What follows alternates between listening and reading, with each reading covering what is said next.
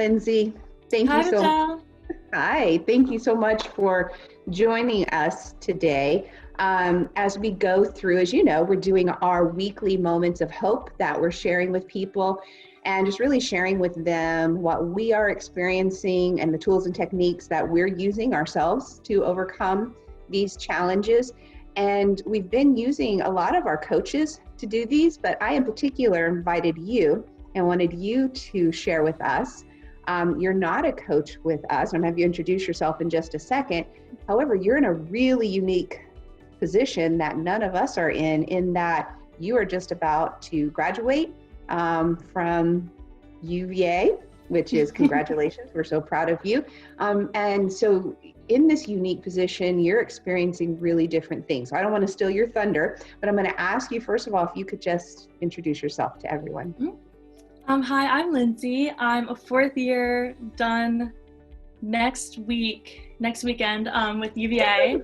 So I've been with MSBCoach for almost a year now. I started with them last summer and then got promoted to the assistant to the director for administration and communication. So it's almost been a year, and I get to do technical work, design work, administrative tasks. So done just a bunch of different things for MSBCoach. Mm-hmm. Yeah, and I will say you have been amazing, and whoever gets you in the future is going to be so fortunate because you have just been such a great asset to us. And I want to say, before I ask the interview question, I just want to share with everyone who is watching this that Lindsey was our first intern. Most interns come and stay with us, and it's a good experience, and then they transition on out into the world. But Lindsey was the first one to stay on with us for this long term, and she just has done a phenomenal job. So anyway, I want to say thank you for that. But Lindsey, if you could share with us, because you're really coming from a unique perspective as a person just about to graduate, moving into the work world full time from academics. What is just one, and I'm sure there's probably more than one, but if you could share with us what's been one of the biggest challenges or fears that you have encountered during this time, and then share with us what are some of the techniques that you have learned, maybe even over the last year, that you're actually applying that's helping you with this? Mm-hmm. I think my biggest challenge has been staying motivated, because I didn't realize how much I depended on a schedule of, okay, wake up, work out, go to class for this block of hours, then do homework, then hang out with friends. Like, that was my schedule every single day. And now that I'm at home trying to do all those things, but also having no schedule, being by myself, like with my family, has been just really tough, and making myself sit down and do work, whether it's finishing up schoolwork or doing a task that I needed to do for one of my jobs. And I think one way that I've combated that is just writing down just a couple things every day of, okay, I want to get these 3, 4, 5 things done today, and just like the satisfaction of getting to cross off like each thing on my list has been really helpful.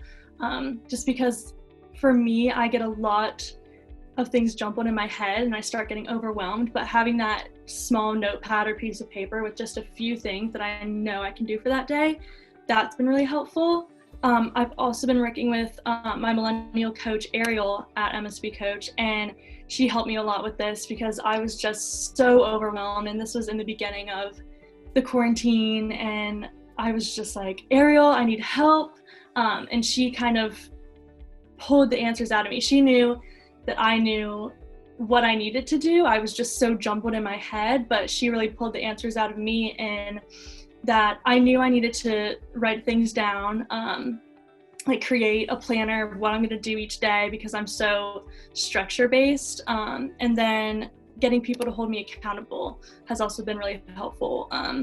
So getting my mom and sister to do the work with me, we'll sit down and do time blocking, which was another idea that Ariel gave me, of just sitting down for maybe every hour doing 40 minutes of work and then having a 20-minute break. So I think just the organization factor has really, really helped me stay motivated.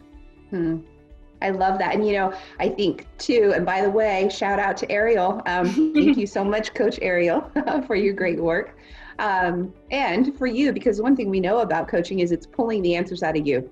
So coaches just ask powerful questions to help us find our own solution. So it sounds like that's what she did with you. But I also think about your emergenetics. And I think about your green structural preference. And so it makes total sense how much your brain just says, oh my gosh, you just threw my structure out the window. And so the importance of you recreating new structure because your brain just craves that and works so much better in that. Yeah, for sure. Well, Lindsey, thank you so much for sharing with us. And we absolutely can't wait to see where the next chapter of your journey takes you. And hopefully we will all stay a part of that with you. Yeah, thank you. Okay, all right. Thanks everyone for joining us.